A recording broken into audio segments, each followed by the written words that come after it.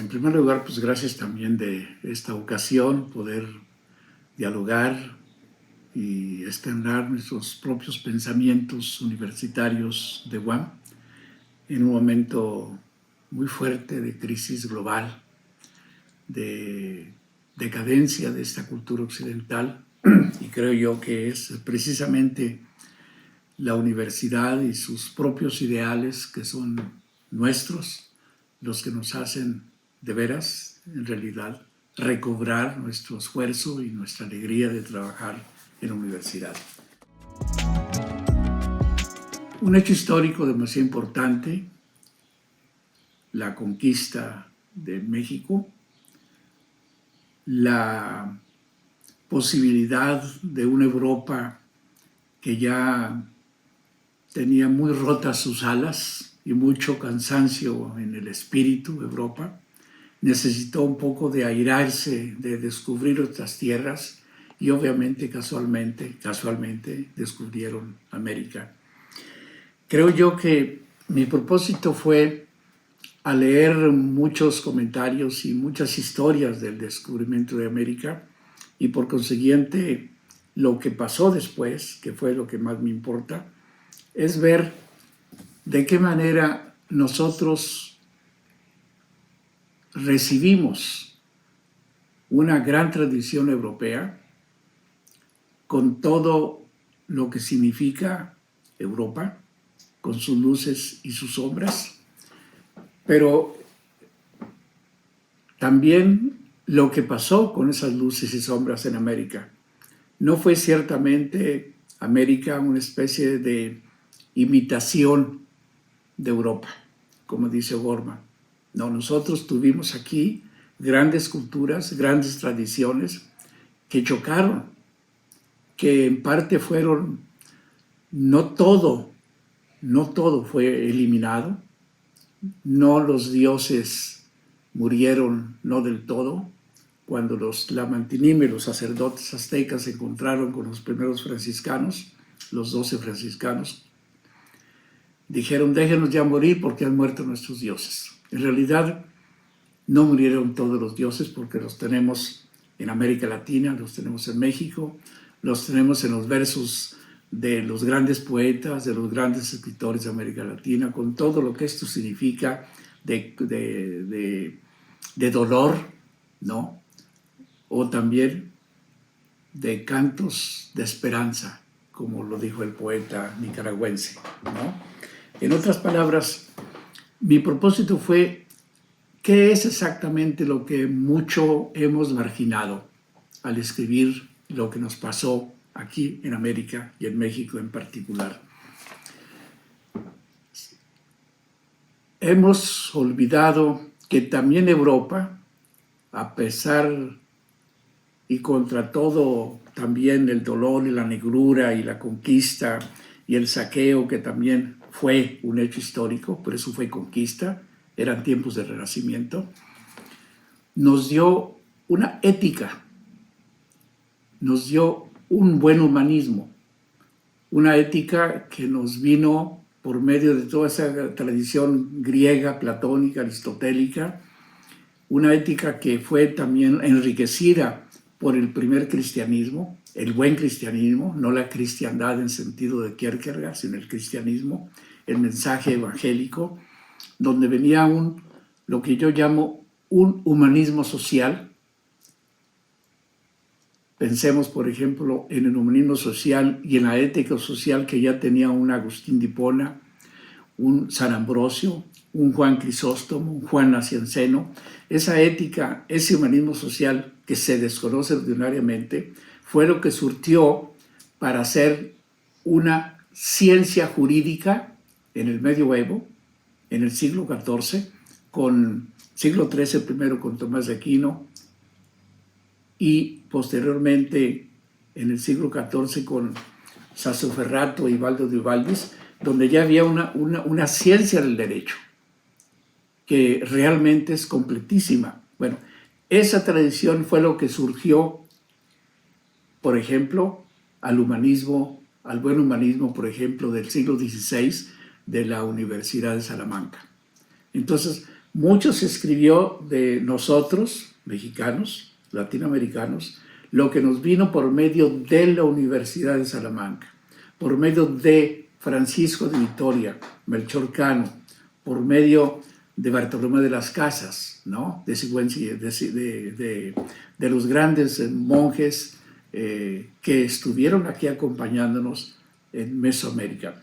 Entonces, lo que yo traté de ver, cómo explicar el mejor humanismo que tuvimos nosotros, americanos y mexicanos, no solamente a partir de la Universidad de Salamanca, sobre todo de Francisco de Vitoria, que corrigió la página Aristóteles, no solamente del buen también justnaturalismo que tuvimos en Europa, no del malo, porque hay de todo. Fue lo que yo traté de alguna manera, de escribir, de recordar. Eso fue lo que me movió, y ya lo habían notado algunos filósofos de la Facultad de Filosofía y Letras, que me pidieron que a ver si podía yo escribir de esa temática. Lo que me movió a escribir Filosofía Política de la Conquista, con un subtítulo que me parece importante: Humanismos en confrontación, porque fue una lucha de humanismos, lucha de visiones del mundo, de conceptos de Dios y sobre todo del quehacer del hombre en la propia historia contemporánea. Estoy pensando en los que han escrito historia, en que nosotros no podemos de ninguna manera, los que nos asomamos a leer nuestra propia historia, no podemos contentarnos con repetir lo que otros han hecho. Hay que ahondar, hay que investigar un poco más. Pero en realidad está hecho en un lenguaje totalmente comprensible, que a todos nos hace falta volver a recordar.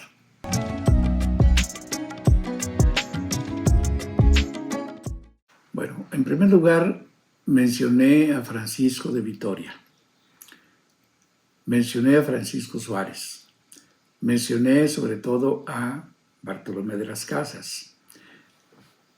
Pero, ¿qué exactamente pasó con Francisco de Vitoria? Es decir, había una tradición aristotélica donde, por más grande que sea Aristóteles, él era esclavista, es decir, permitía la esclavitud. Lo mismo dígase de los grandes genios romanos con formación griega, por ejemplo, Cicerón, permitía la esclavitud.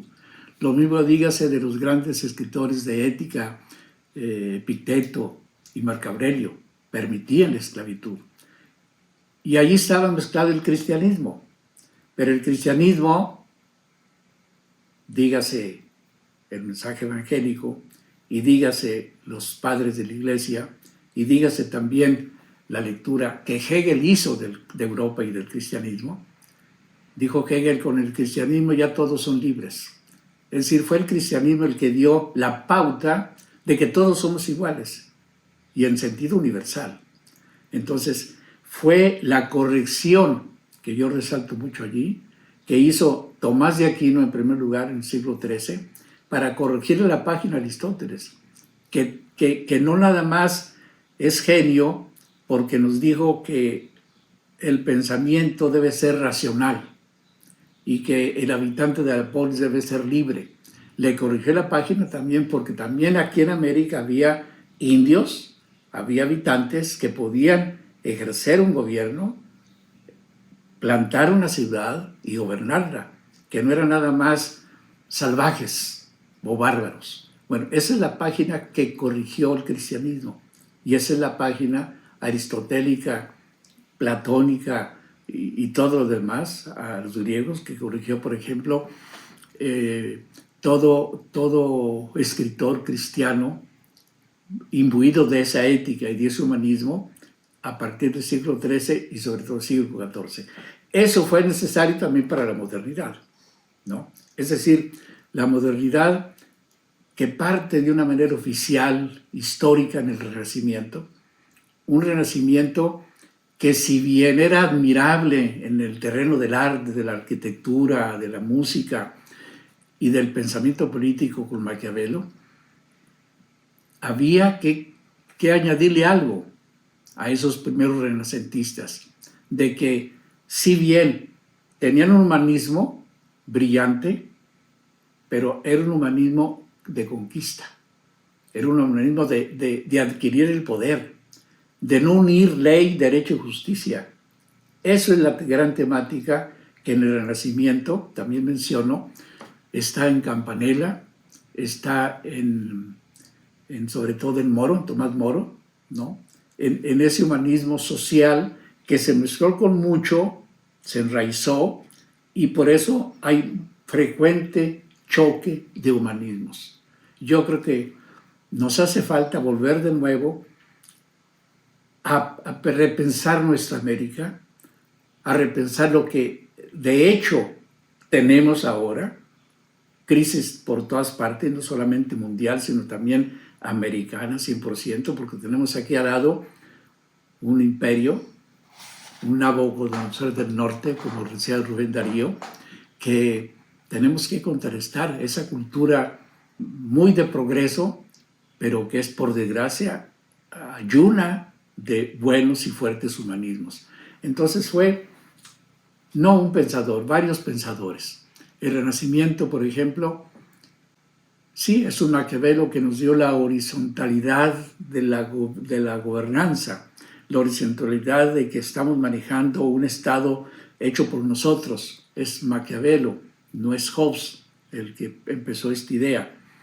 Es Baltasar de Castiglione, representante también del Renacimiento, que decía: ojalá mis súbditos tuvieran un solo cuello para decapitarlos de un solo tajo. Es también los grandes arquitectos que nos dieron un esplendoroso renacimiento que gozamos hoy, viendo Europa. Pero ¿a costa de qué? ¿Qué marginamos? ¿Qué se nos perdió por el camino, como dijo Dante Alighieri en su poema La Divina Comedia? ¿Dónde y cuándo perdimos el rumbo? Pues eso es lo que ahora necesitamos hacer, y eso me guió un poco para escribir este libro de Filosofía de la Conquista y el anterior, Ética y Modernidad en el área de la tecnociencia. Por último sería como empecé. Estamos en un momento de crisis global.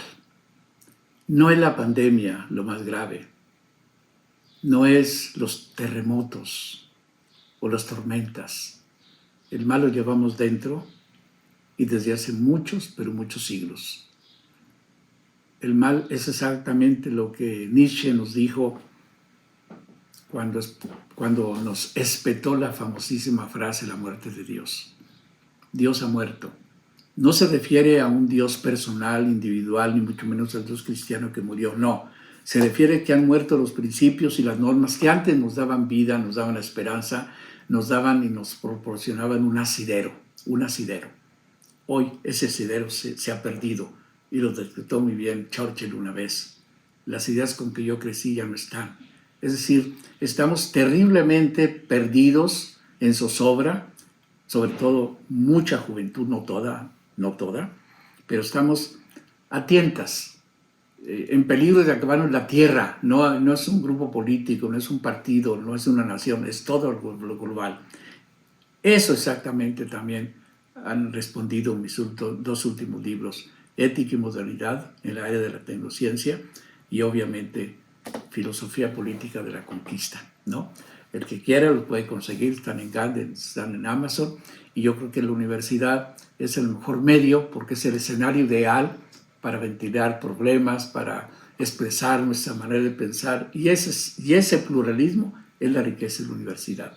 Yo con esto daría, así con broche, no de oro, aunque sea de plata o de cobre o de cualquier metal, esta conversación de esta mañana, la cual agradezco.